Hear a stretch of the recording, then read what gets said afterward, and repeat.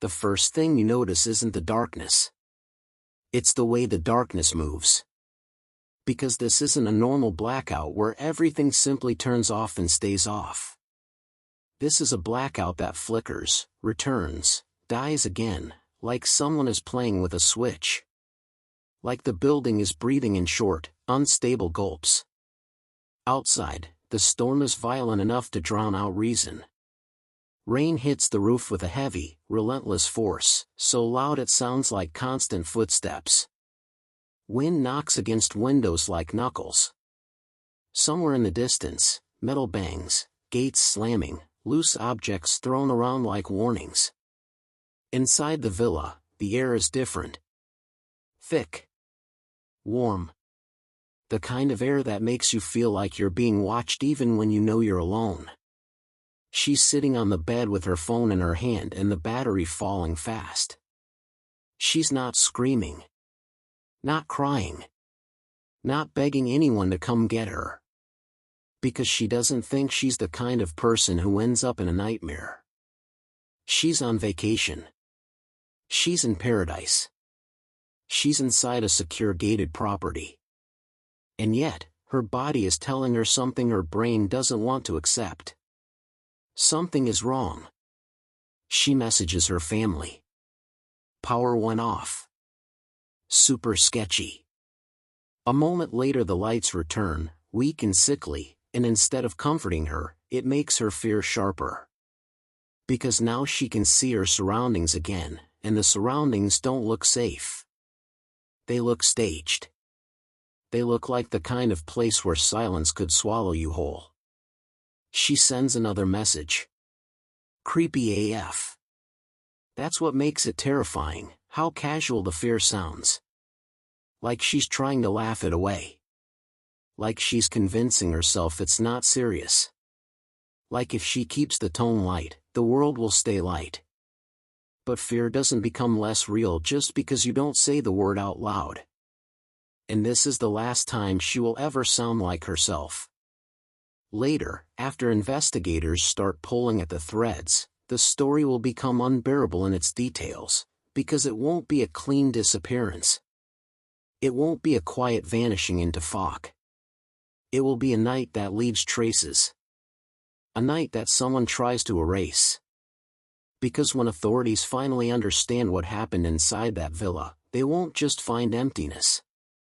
They'll find signs of cleaning, harsh, hurried cleaning. The kind that isn't done for hygiene, but for panic. Chemical smells, scrubbed surfaces, the quiet evidence of someone trying to delete the scene before daylight. They'll find that this vacation home was made ready again. Ready enough for new guests. Let that settle in. While a woman is missing, the place where her last known hours happened is being prepared for strangers to sleep in. Beds made. Floors wiped. Air freshened. As if it was never meant to hold her story at all. And the storm helps. The storm gives cover. The storm gives noise. The storm gives chaos. The storm gives distance. Then comes the moment that makes the entire case collapse into dread. At around 9 p.m., she's on a FaceTime call with a friend. He's far away, in another country, another world. He can see her face, but he can't see what's behind her. He can hear her voice, but he can't hear what's outside the door. Her phone battery is low. The lights keep dying. The rain keeps attacking the building. She's thirsty. It seems small. Almost ridiculous in how normal it sounds. Thirsty. She doesn't want to go outside in the storm. She doesn't want to leave the safety of the villa, because even though she doesn't feel safe, she still believes the villa is safer than outside. So she considers boiling water. But she doesn't even have a pot. Only a skillet. This is what fear does. It turns basic survival into a problem with no clean solution. Then she makes a decision that any reasonable person might make. A decision that feels harmless. She says she'll ask the security guard for a bottle of water. Security guard. Those two words are like a spell. They're supposed to mean protection, rules, help, someone official. But in true crime, security doesn't always mean safe. Sometimes it means access. Sometimes it means keys. Sometimes it means authority that people don't question. Sometimes it means you can walk anywhere without looking suspicious. She ends the call. The phone dies. And the last light in her life disappears. After that, no messages go through. No calls connect. No more location updates. No more photos. No good morning. No, I'm heading to the airport. No, I'm okay.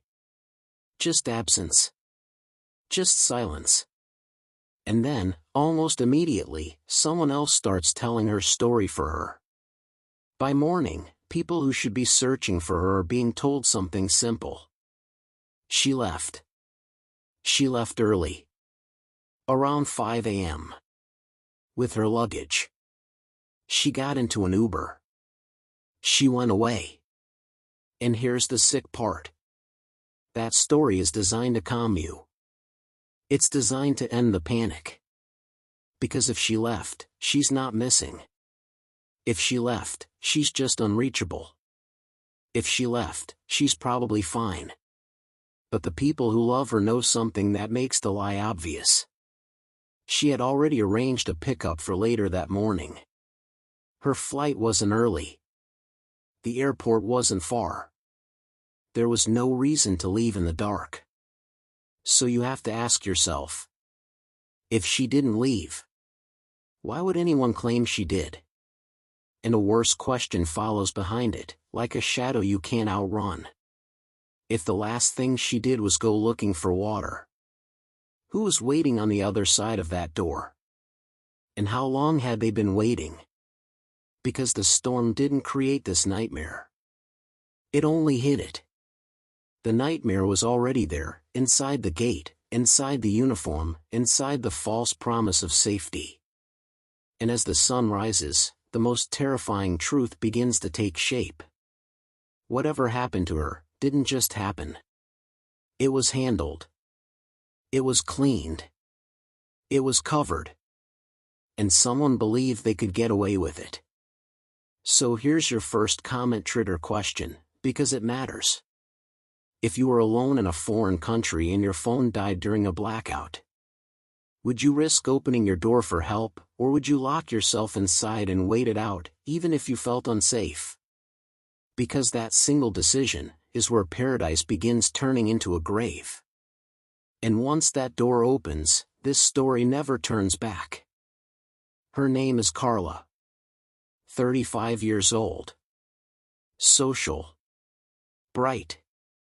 The kind of personality that fills a room without trying. She's not famous, not wealthy, not protected by power, but she is loved in a way that creates a big footprint. The kind of footprint that makes it hard to disappear without the world noticing. She's originally from Venezuela, one of 4 siblings. At 19, she moved to the United States, Florida, looking for opportunity, freedom, the kind of life that lets you reinvent yourself. She works in insurance. She builds friendships. She becomes known as the positive one, the glass half full kind of person, even when things aren't easy. And she's not just living. She's documenting. She travels often. She posts pictures. She shares views and meals and sunsets because travel isn't just entertainment for her, it's part of how she breathes. In the months and years before her final trip, she's been everywhere: Iceland in an RV, Switzerland skiing, New York, Cuba, Spain. The pattern is clear: she doesn't like feeling stuck. She wants more. And she believes life is generous enough to give it to her. That belief is important, because it's also where the risk creeps in. When people believe the world is mostly good, they don't constantly prepare for evil. Carla is planning something special. Her 36th birthday is coming up, and she decides to celebrate it in Costa Rica with her sister-in-law and best friend, April. That relationship isn't surface level. It's not we get along at holidays. It's deeper, the kind where your brother marries someone and instead of losing your brother to marriage, you gain a sister. So this isn't just a vacation. It's a memory being built on purpose. They arrive on Thanksgiving Day in 2018. Multiple stops. They explore. They enjoy. They post. Everything is normal, joyful, alive. Then comes the final stop, a mountain area gated complex near San Jose, in an area known for its upscale properties. Their Airbnb is inside it, Villa Lomas, Apartment 8. Beautiful view. Balcony. Pool. Security guards. That last detail is what makes this tragedy feel like a betrayal. Because when people choose places to stay, they often choose based on one emotion. Safety. And a gated complex with guards sells safety the way luxury hotels sell comfort. It's not just a feature, it's a promise. They stay there several nights. Carla posts by the pool. She looks relaxed. In control. Like nothing can touch her. Then the timeline shifts. April leaves first. Carla stays behind one more night. One more night alone. That's the detail that will later feel like a loaded gun. Because true crime often doesn't begin with a big mistake. It begins with a small "it'll be fine." One more night. One more evening. One more day before going home. Carla's flight home is scheduled for the afternoon the next day. She plans her morning. She arranges transportation. She checks in for her flight. She is not careless. She is not lost. She is not wandering. She is simply living like a normal traveler. Then the storm hits. The weather in Costa Rica can change quickly. That night, it changes violently. The storm brings blackouts. Darkness. Fear. Isolation. Carla messages that the power is out. She calls it sketchy. And the reason that word matters is because sketchy is what people say when they feel danger but aren't sure they're allowed to feel it. There's a psychology behind that. When people travel, they often don't want to appear paranoid. They don't want to be dramatic. They don't want to inconvenience others. So they minimize. She says creepy AF, like it's a joke. But it's not a joke. Because the moment she ends the call and her phone dies, she stops being a person controlling her own story. And becomes a target in someone else's story. The next morning, she doesn't show up for her ride. Her Uber driver arrives at the agreed time, expecting a normal pickup to the airport. No Carla. April calls the villa. A security guard answers. He says Carla already left early, around 5 a.m., with her luggage. But Carla has no reason to do that. None. This is where the story becomes a question that feels like a knot tightening. How do you vanish from a gated complex? It's not open streets. It's not wilderness. It's not a city full of strangers. It's a contained place with guards. And yet there are no cameras. No record. No proof she left. And then afternoon becomes evening. Carla's flight lands in Florida. Friends are waiting. And Carla isn't on it. Not even late. Not delayed. Just absent. No messages. No, I missed the flight. No, I'm stuck. No, I need help. That's when her family understands something with absolute clarity. This isn't a missed connection. This is a missing person. They call authorities immediately. But authorities tell them to wait. Because she's an adult. Because adults disappear sometimes. That delay is deadly in missing person cases, because the first hours aren't just hours. They're opportunity. For evidence to be destroyed. For lies to solidify. For scenes to be cleaned. For time to be bought. So Carla's family does what families do when systems hesitate. They become loud. They pressure police. They contact Airbnb. They alert news outlets. They build a network of people to search, share, and push until this can't be ignored. And here's the question that begins to haunt everyone.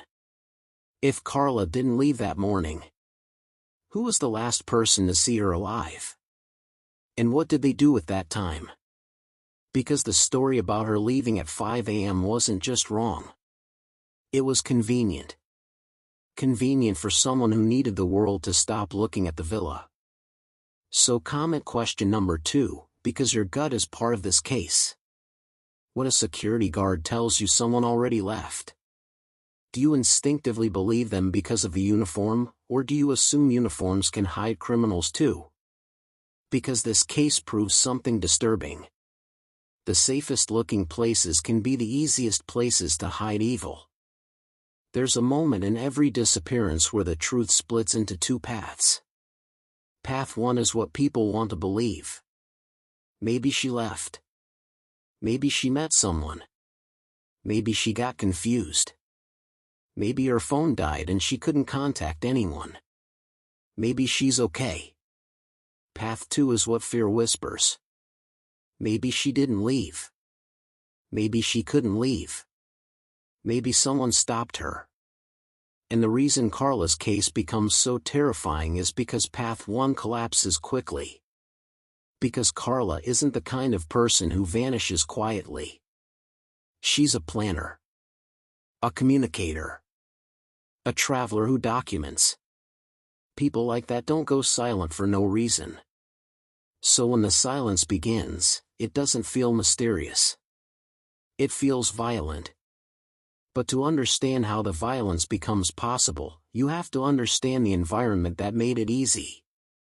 A gated complex sells a specific kind of security illusion. When you see a guard, you assume rules exist.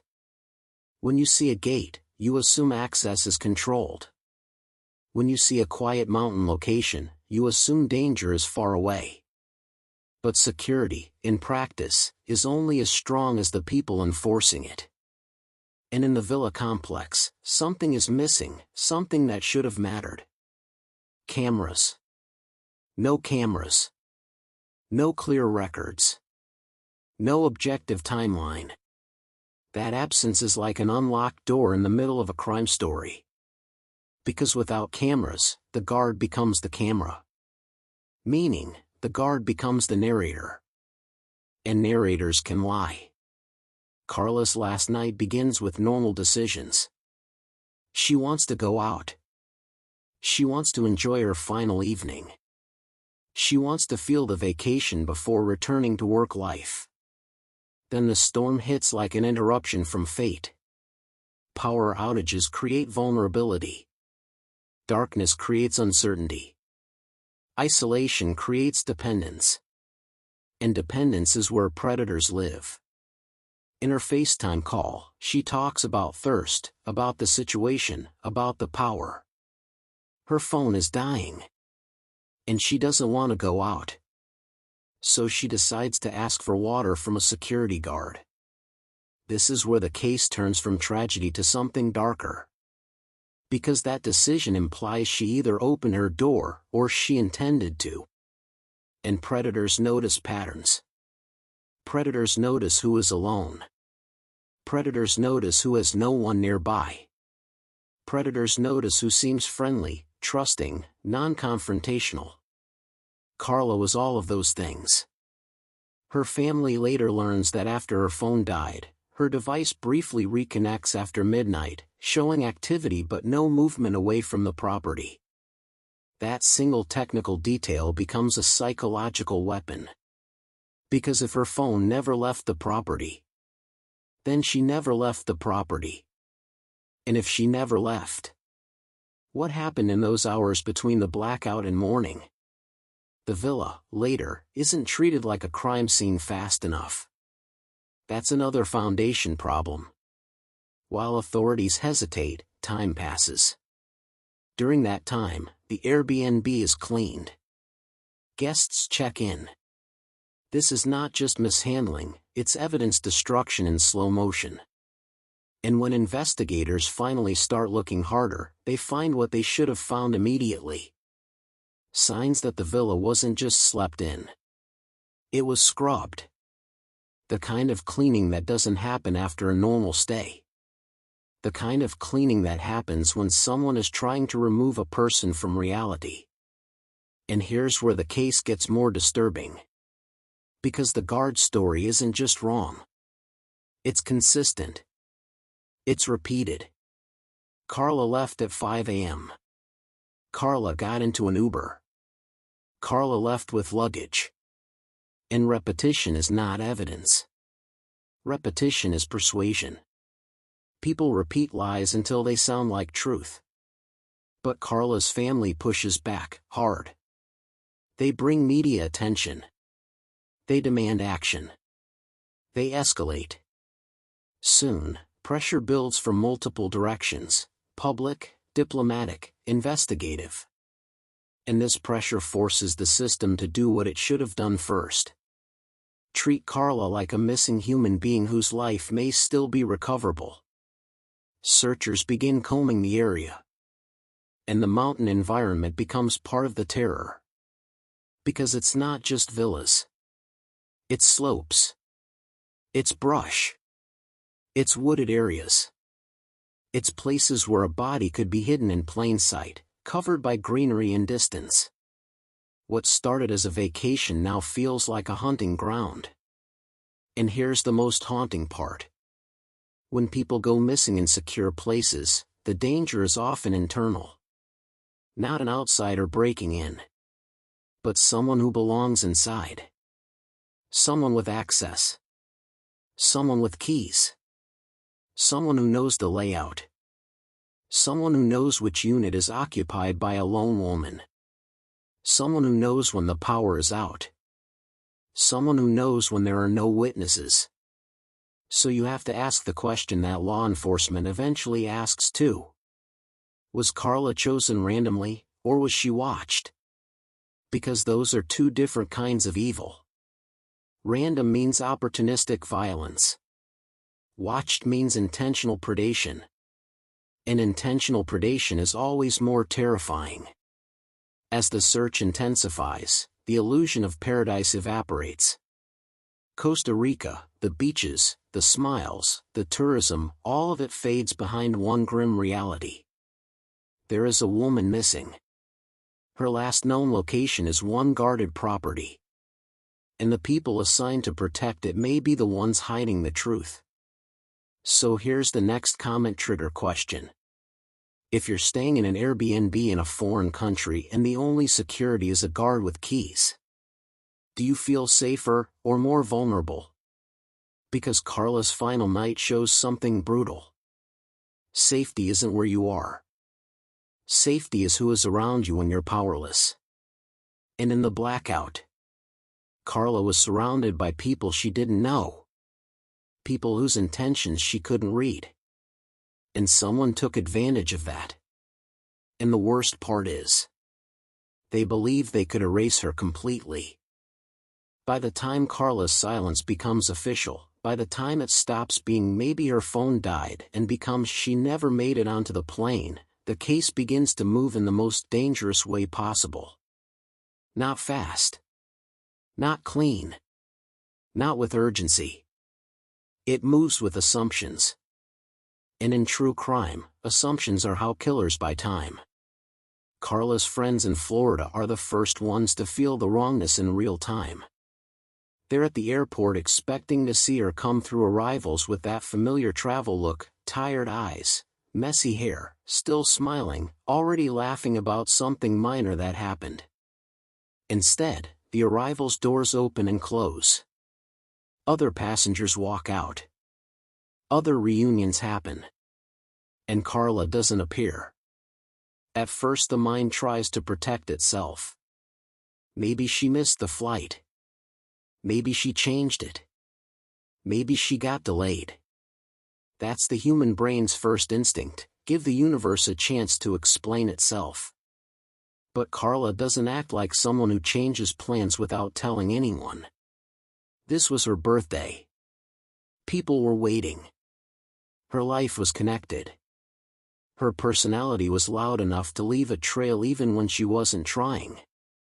So when she doesn't show up, it doesn't feel like a travel issue.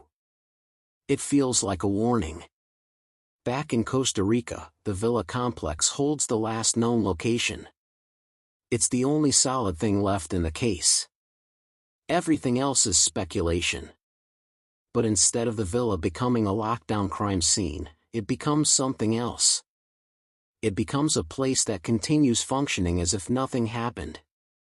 Guests come and go. Staff clean.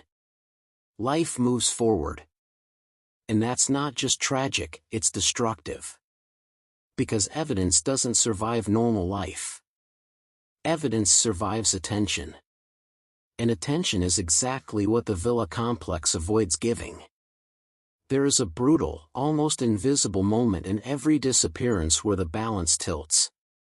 If you treat the last known location as sacred, you might save a life.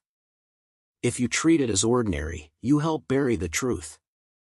And at Villa Lomas, the last known location is treated like just another rental. Carla's family doesn't accept that. They don't accept wait 48 hours. They don't accept she's an adult. They don't accept quiet. Instead, they do something that makes the case dangerous for whoever is hiding the truth. They create noise. They build a network. Friends. Loved ones. Strangers. People on the internet who have never met Carla but can feel the injustice of a woman vanishing in a place that claims to protect its guests. A group chat becomes command center. Tasks are assigned. Calls are made. Messages are forwarded. Media is contacted. Airbnb is pressured. Local officials are pushed. Because when police move slow, families don't mourn. They mobilize. And in the middle of this mobilization, one detail keeps returning like a bad taste in the mouth. The 5 a.m. story. The guard says Carla left early. Carla got into an Uber. Carla left with luggage. It's too tidy. Too clean. And the mind catches something else, it's not just a claim. It's a claim designed to end the investigation before it starts. Because if Carla left at 5 a.m., then she's missing somewhere else. Not here. Not at the villa. Not inside these gates. That narrative protects the property. It protects the complex. It protects the staff. And in true crime, the first narrative is often the first lie. But here's the pressure point that changes everything. Carla had already arranged a ride for later in the morning. The Uber driver shows up at 8:30 a.m. Carla doesn't show. The driver waits, calls, gets nothing. And when the family hears this, they understand the 5 a.m. story is not just wrong. It's impossible. So now the case has two timelines. Timeline A, the security guard's timeline. Carla leaves at 5 a.m. in an Uber with luggage. Timeline B, Carla's actual timeline. Carla plans to leave later, has a driver arranged, flight in the afternoon, no reason to vanish in the dark. When two timelines exist, one of them is truth and one of them is protection. And the most terrifying question becomes unavoidable. Who benefits from timeline A? Because someone does. Someone needed Carla to leave without anyone seeing her. Someone needed her to leave so nobody searched the villa too hard. Someone needed her to leave so the storm could do what storms do best, erase footprints. And then the case hits the next wall. There are no cameras. No surveillance footage to confirm anything. No video of Carla leaving. No proof of an Uber arriving. No recording of her rolling luggage past the gate. In a modern world obsessed with security tech, the absence of cameras is more than oversight. It's opportunity. And opportunity is what predators require. Carla's brother Carlos arrives in Costa Rica, and this is where the emotional center of the story shifts. Because now the case isn't being pushed by strangers online. It's being pushed by blood. Carlos doesn't arrive like a tourist. He arrives like someone walking into a battlefield he didn't choose. He goes to the villa. He walks the property. He demands answers from people who are too comfortable saying "I don't know." He looks at the security guards, the same people who claim they saw Carla leave. And he does something that will later feel like a tragic irony. He trusts them enough to interact with them as though they're allies. Because most people can't imagine that evil wears a uniform. Most people can't imagine that predators protect themselves by pretending to protect others. Carlos searches like someone who knows the truth is nearby. And what makes this part horrifying is that he's right. Because Carla's last signal, her phone reconnecting briefly after midnight, suggests she never left the property at all. It suggests she remained within the gates, while everyone outside was being told she walked away. And now a new type of tension takes over: suspicion. Not vague suspicion. Not paranoia. Practical suspicion. Who had access to her unit? Who knew she was alone that night? Who had keys? Who had authority to approach without raising fear? Who could move around without anyone questioning them? The answer circles back to one uncomfortable place. Security. Guards aren't just people who watch gates. They are people who learn routines. Who know which units are occupied. Who can claim to be official. Who can approach with plausible reasons. Who can say, "I'm here to help." And when a storm cuts power and the complex goes dark, a guard becomes even more powerful. Because in darkness, the person with access becomes the person with control. What happens next isn't dramatic. It's procedural. And that's what makes it chilling. Authorities begin to take the case seriously not because they suddenly care, but because the pressure becomes too heavy. The public is watching. The U.S. Embassy is involved. International attention grows. And in tourist economies, reputational damage can move faster than justice. Search teams expand. Officials comb nearby areas. Friends and volunteers search wooded slopes, brush, hidden spaces. And suddenly, the paradise image is shattered. Because once you see a search party combing greenery for a missing woman, you realize something bitter. Paradise is only paradise if nothing goes wrong. The moment something goes wrong, the beauty becomes camouflage. The mountains become hiding places. The trees become cover. And the silence becomes a weapon. Carla's family keeps pushing because they sense what many families learn too late. If a crime scene is clean fast, it's because someone had time. And if someone had time, it's because the system gave it to them. The villa was cleaned. Guests checked in. Evidence disturbed. And still, the family refuses to let Carla become another missing tourist statistic. Their strategy becomes simple. Keep her name too loud to ignore. And that noise begins to crack the surface. Because as the story grows, people start noticing behaviors that no longer fit innocent explanations. A guard's story that doesn't match data. A timeline that doesn't match logic. A villa cleaned too quickly. A storm used as cover. And then something shifts. Not the public narrative. The private one. Behind the gates, someone realizes the attention is becoming dangerous. Because attention brings investigators. Investigators bring questions. And questions bring what killers fear most. A timeline they can't control.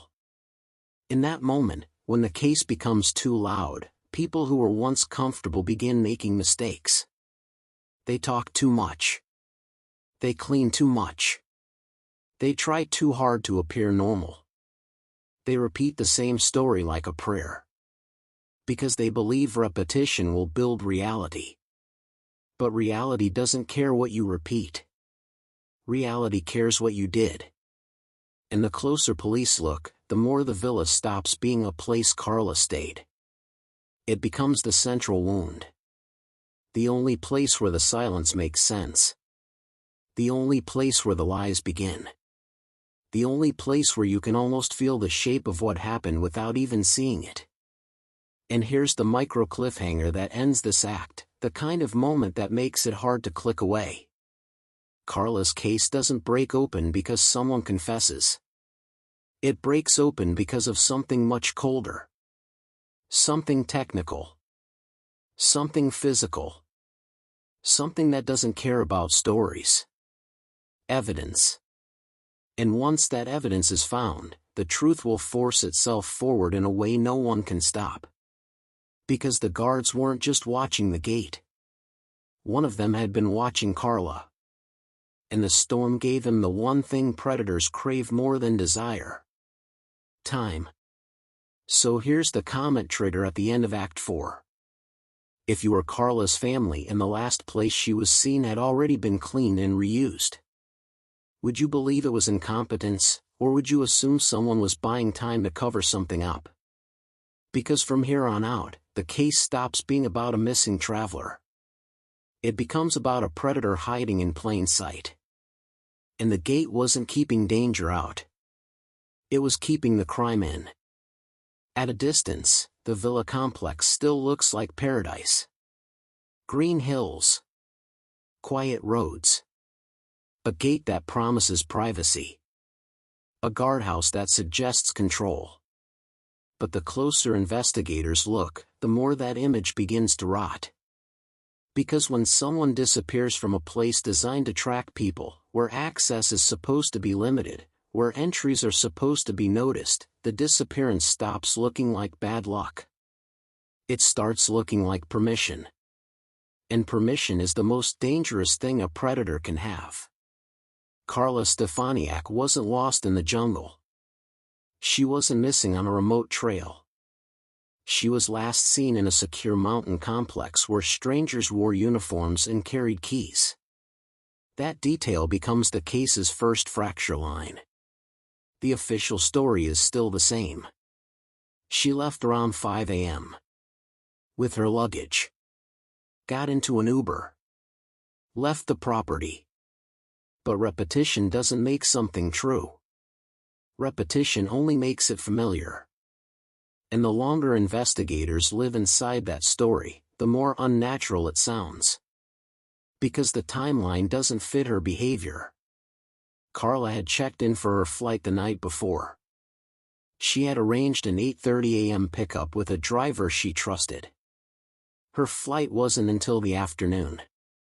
The airport wasn't far. There was no reason, none, for her to leave in darkness. And there's another problem that no one can explain away. There's no proof she left. No security cameras. No footage. No recorded Uber pickup. No verifiable trail. So the first crack widens into a break. If there's no evidence Carla left, then the person saying she left is either wrong or lying. And once investigators accept the possibility of a lie, the case stops being wide and becomes narrow. Now it isn't "where did Carla go?" Now it's "why are we being told she left?" The villa complex doesn't just become a location. It becomes a system. A system where certain people have authority. Where certain people are not questioned. Where certain people can move freely and be believed without proof. Security. This is where the psychology of the case changes. Because security in a gated complex is not just a job. It's access. It's proximity. It's knowledge of routines. It's the ability to approach without making someone afraid. It's the power to knock on a door at night and have the person inside assume you belong there. And Carla's last known decision, the decision that now feels like it held the entire tragedy inside it, was simple. She was thirsty. She didn't want to go outside in the storm. The blackout made everything feel unstable. So she said she would ask security for water. That line sounds harmless until you realize what it implies. A door opening. A uniform in the darkness. A moment of trust that might only last seconds. And in true crime, seconds are enough. Investigators begin interviewing staff more seriously now, not as witnesses, but as potential gateways to the truth. They ask about keys. They ask about shifts. They ask who had access to which units. They ask who was present during the storm. They ask who interacted with Carla. And slowly, the same name keeps circling back. One guard. Not because someone is brave enough to accuse him at first, but because the system itself points toward him. He was there. He had keys. He knew Carla was alone. He had reason to be near her unit. And most importantly, he was the one insisting on the 5 a.m. story. The one shaping Carla's disappearance into something neat. Investigators start watching him. Not just listening. Watching. They look at how he answers questions. How quickly he answers. How often he repeats the same details. How is certain he doesn't flex even when evidence contradicts him. Innocent people tend to hesitate when they're unsure. Guilty people tend to overcommit. And he overcommits to the lie. As the case grows louder internationally, the energy inside the complex shifts. Employees become nervous. People start whispering. Some staff begin withholding eye contact. Because when police pressure rises, people start thinking about their own survival. No one wants to be dragged into a crime. No one wants to be questioned on television.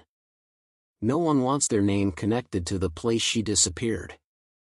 Even people with nothing to hide begin hiding. And hiding becomes a fog that criminals love. But the guard can't hide the same way. His job puts him in the spotlight. He still wears the uniform. Still stands at the gate. Still watches people enter and exit. And now, every glance at him carries suspicion. That suspicion begins tightening his behavior. He becomes less casual. More defensive. More rehearsed. More aware of being observed. Then investigators dig deeper, not only into his shifts, but into his personal life. Because predators don't begin as predators on the night they strike. They carry risk long before the act. And when police look into him, they find instability that doesn't belong in a role built around trust. Not the kind of instability that proves guilt on its own. But the kind that makes the whole situation more dangerous. They learn he lives nearby. Close enough that movement would be easy. Close enough that hiding something quickly would be possible. Close enough that a body could disappear without a long journey. And once that detail is known, the landscape around the complex becomes more than scenery. It becomes a hiding place. Now search efforts intensify. Brush. Slopes. Wooded areas. Places tourists would never wander. Places no one would ever look unless they were searching for the worst outcome. That is the part the family feels most deeply. Because families don't just fear loss. They fear the moment hope turns to dread. The moment the search shifts from find her alive to find her. As days pass, investigators also learn something that makes the she left story even harder to defend. Carla's phone connected briefly to the internet after midnight, but it did not travel away from the property. That detail matters because it kills the one narrative that was keeping everything calm. If her phone never left the property, then she never left the property. Or someone wanted her phone to stay behind for a reason. And the only reason to leave a phone behind on purpose is control. Control over evidence. Control over tracking. Control over the future investigation. The guard, still pushing his timeline, now becomes the central risk. Not because police have already proven he did it, but because his story is blocking the truth. And the more police look, the more that blockage looks intentional. At this stage, investigators stop chasing possibilities and start chasing a person. The case fractures completely. Carla is no longer missing somewhere. She is missing from here. From inside the gates. From a place with no cameras and too much access. And when investigators realize that, they start preparing for the moment no family wants. The moment evidence becomes physical. Because physical evidence changes everything. It shifts the case from uncertainty to prosecution. From fear to confirmation. From hope to pain. And here, in the shadow of the villa complex, that moment is coming. If Carla's phone dying was the second she lost the outside world, then what came after wasn't confusion. It was opportunity. So let this sit with you. If you were alone in a villa during a blackout, and someone in a security uniform knocked and offered help, would you open the door? Or would you keep it locked and risk whatever fear you'd have to endure inside? Because Carla's story turns on a decision like that. A decision most people don't know they're making until it's already too late. The case crosses the line quietly. Not with a dramatic announcement. Not with sirens. Not with the kind of cinematic moment people imagine. It crosses the line the way real cases do. In the dirt. In the brush. In the places nobody visits unless they're searching for the worst. The search expands near the villa complex, down slopes, into greenery, along edges where the landscape naturally hides what people want hidden. And then someone finds something that doesn't belong there. At first it isn't immediately clear. Because the human mind rejects what it doesn't want to accept.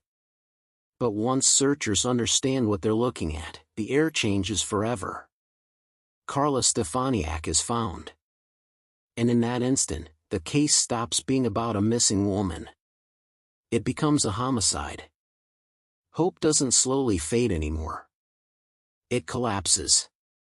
And when Carla is found, the earlier parts of the case transform. The villa cleaning stops being suspicious and becomes unbearable. The 5 a.m. story stops being maybe confusion and becomes deliberate deception.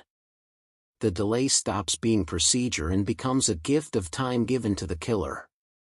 And the most painful truth emerges. She never left. Not the way they said. Which means every hour she was missing, the truth was close. Close enough that it was hidden inside the very place selling protection. Now police move fast. Because there is a killer connected to a controlled environment, and controlled environments create controlled suspects. The guard is no longer a question mark. He becomes the center. Investigators begin pulling everything into a single timeline. The storm hits. Power outages. Carla messages fear. Carla FaceTimes. Carla's phone dies. Her phone reconnects after midnight within the property. A guard claims she leaves at 5 a.m. with luggage. But there's no proof. And now, Carla's body being found destroys the last excuse. Because if she left, she wouldn't be here. She would be elsewhere. She would be on a road. At the airport. In a hospital. In a detention facility. But she's found close to the complex. Which means the killer didn't just have access to Carla. He had access to time. Time to move. Time to clean. Time to lie. Time to stand at the gate and watch the world search. Now the guard is questioned again with new intensity. The questions become different. Not did you see her? But when did you last interact with her? Not what happened. But what did you do when the power went out? Not did she leave? But why did you say she left? This is where a guilty story begins to collapse. Because lies can survive darkness. They struggle under light. Investigators now examine forensic evidence from the villa and from Carla's remains, evidence that cleaning cannot fully destroy. And the case takes on an even darker dimension, one that changes how everyone feels about that last request for water. Because if Carla opened the door to security for help, then help was not what entered. And what happened after becomes the kind of truth families hate learning. Not just because it's brutal, but because it's intimate violence. The kind that isn't about money. Not about robbery. Not about coincidence. It's about control. It's about entitlement. It's about a predator choosing a moment of vulnerability and claiming a person like property. And the guard fits that psychology too well. The location fits. The access fits. The narrative management fits. The cleaning fits. The lie fits. Now the uniform that once made him believable becomes the very thing that makes the crime more horrifying. Because it means Carla didn't just fall into danger. Danger approached her wearing authority. And authority creates compliance. Compliance is what predators rely on. People don't want to be rude. Don't want to accuse. Don't want to escalate. Don't want to seem paranoid. So they obey their instincts quietly. Carla's final messages show that. She felt something. But she minimized it. Sketchy. Creepy. Not emergency. Not call the police. Because most people don't want to admit fear until it becomes unavoidable. By the time Carla's family learns she has been found, the emotional shock is violent. And it brings a new kind of torture. Replaying everything. Every decision. Every message. Every "she'll be fine." And for her brother Carlos, the pain sharpens further. He had walked those grounds. He had spoken to staff. He had asked questions. He had been close to the truth while being fed lies. Now he looks at those faces differently. He understands something that survivors of injustice always learn. Sometimes you don't get betrayed by strangers. You get betrayed by systems. Systems that prioritize convenience. Systems that hesitate. Systems that treat missing women as paperwork instead of emergency. Now Carla's story becomes a warning, one that the world will repeat for a few weeks before moving on. A woman went on vacation, stayed in a gated complex, and was killed by someone inside. But warnings fade. And the echo remains. At this stage, the guard isn't just facing suspicion. He is facing consequences. And consequences bring out the final ugliness in guilty people. Excuses. Minimization. Blame shifting. Because guilty people rarely say, "I did evil." They prefer, "It happened." As if evil is weather. As if predators are accidents. But what happened to Carla wasn't weather. The storm didn't do it. The blackout didn't do it. The gate didn't do it. A man did it. And the man used those things like tools. A storm to cover sound. A blackout to hide movement. A uniform to approach without resistance. A gate to limit witnesses. If Carla opened her door willingly, even for a moment, what did she think she was opening it to? Help?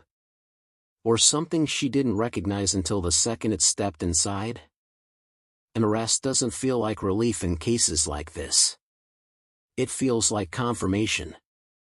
And confirmation is heavy.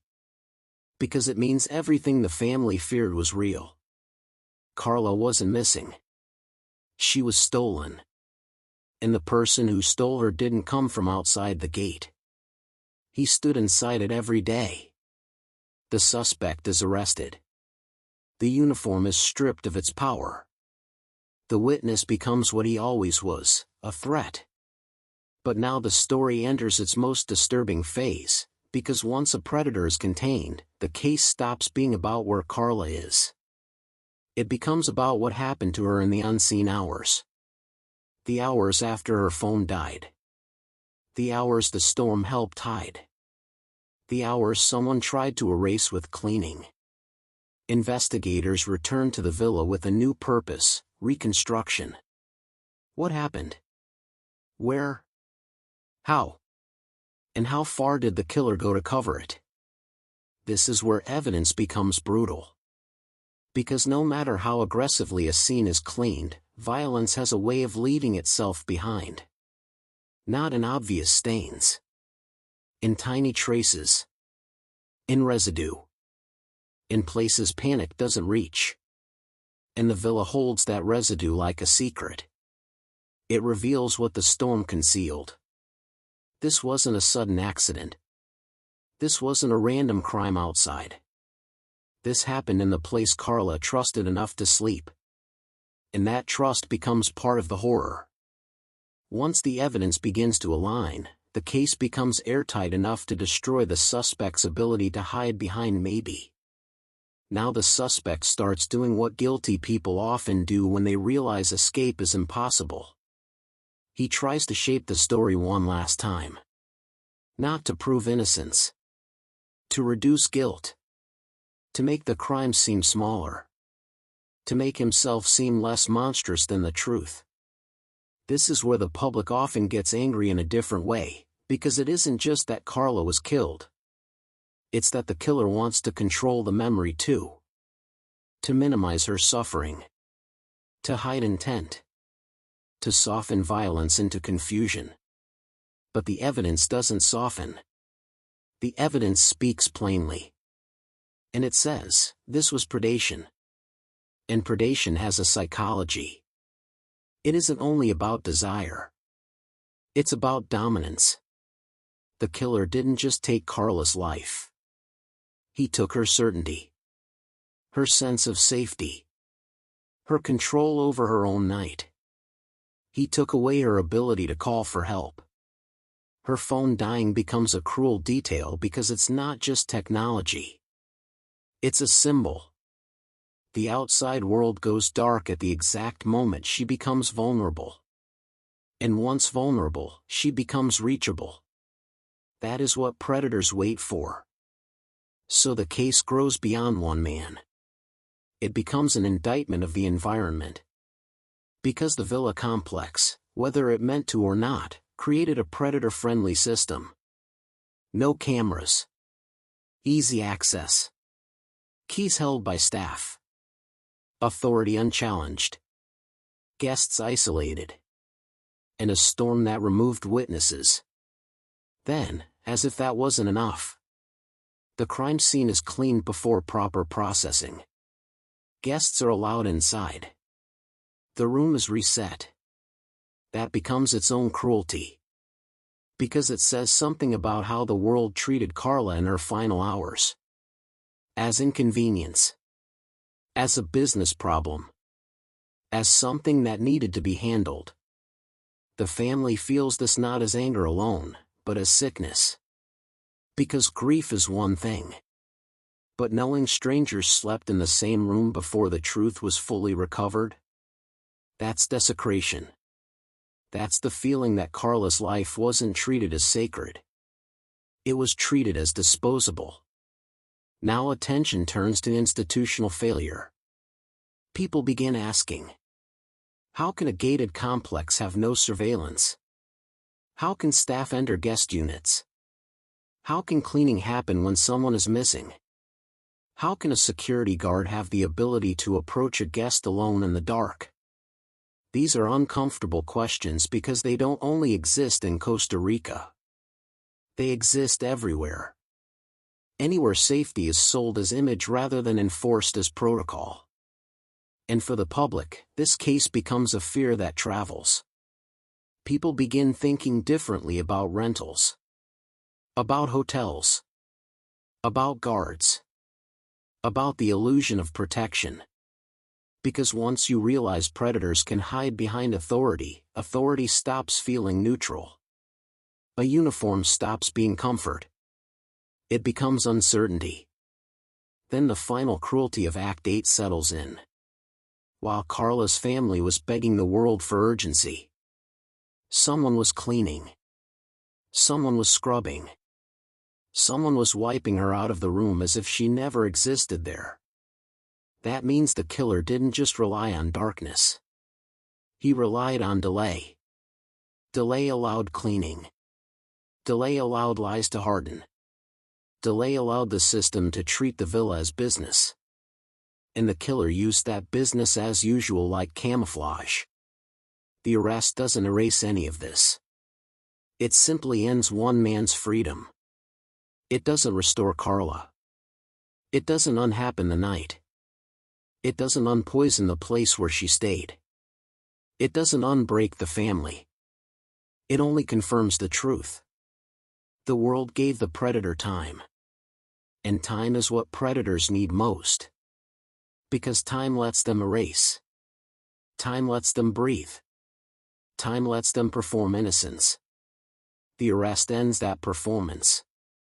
But it doesn't erase the fear. It only changes where the fear lives. Now it lives in memory. In the sound of storms. In blackouts. In the hesitation before opening a door. In the thought, what if the person offering help is the danger? The story ends in files. It ends in paperwork. It ends in legal language. But that isn't where it ends for the people who loved Carla. For them, the ending isn't an ending. It's a permanent shift in reality. Carla's name becomes attached to a case the world will reference for a while, until the next tragedy arrives. And that is another echo. The way attention moves uneven when grief doesn't. The way the public consumes horror in short cycles.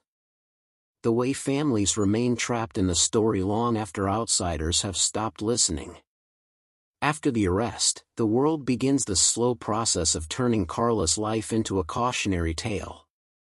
But Carla was not a cautionary tale. She was a person. A sister. A friend.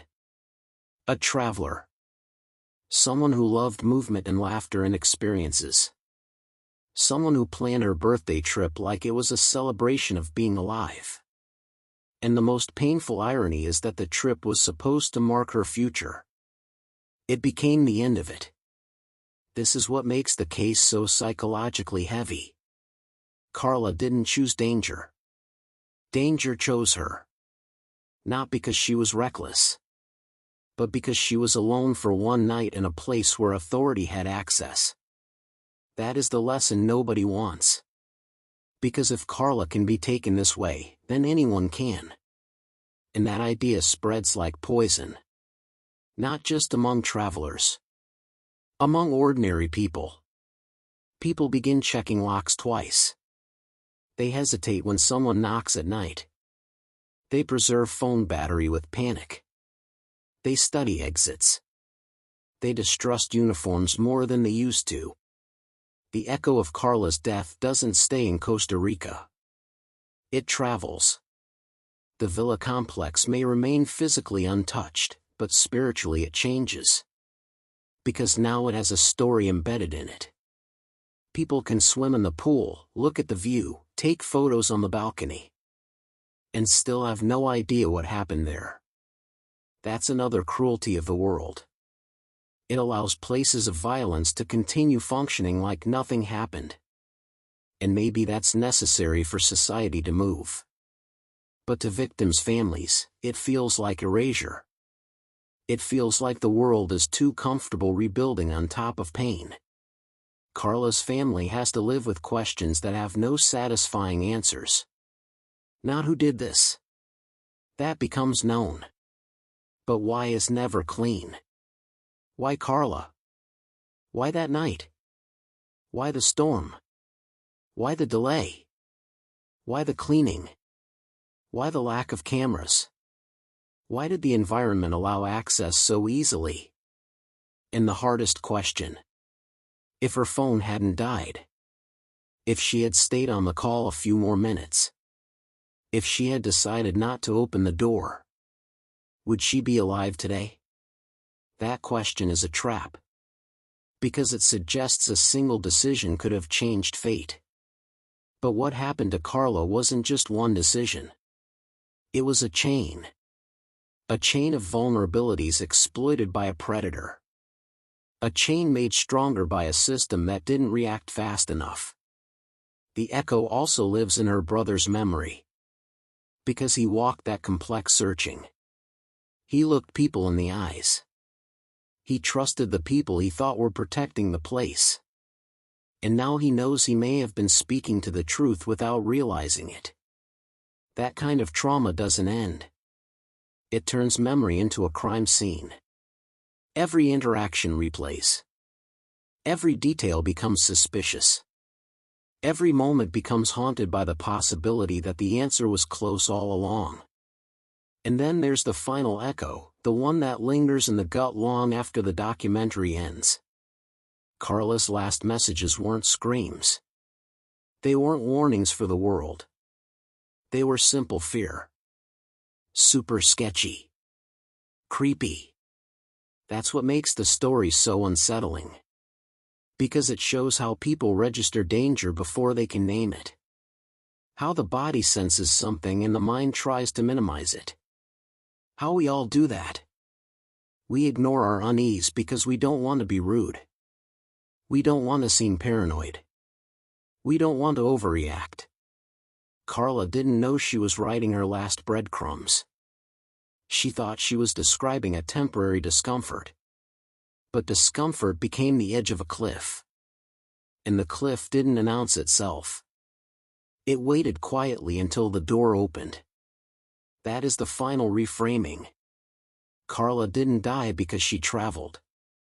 She died because a predator had access to her trust. A predator in a uniform. A predator close enough to knock. And that's why this case doesn't give emotional closure. Because even when a suspect is arrested, something remains unresolved. The fact that this wasn't unavoidable. It was enabled. Enabled by the absence of cameras. Enabled by the access of guards. Enabled by the delay. Enabled by the cleaning. Enabled by the world's instinct to assume adults who disappear have simply chosen silence. Carla didn't choose silence. Silence was chosen for her. And the disturbing part is how quickly silence becomes believable when it fits a system's convenience. So the story ends where it began. Not with blood. Not with a struggle. But with a storm. With darkness. With a phone dying. With the quiet human instinct to trust someone who looks official. And the final question that lingers is the one nobody can answer. If Carla's phone had stayed alive long enough for her to keep talking. If she never opened the door. If she never asked for help. Would she have gone home like every other traveler? Never knowing how close she came? Or was the predator already inside the gate, waiting for the moment she became alone?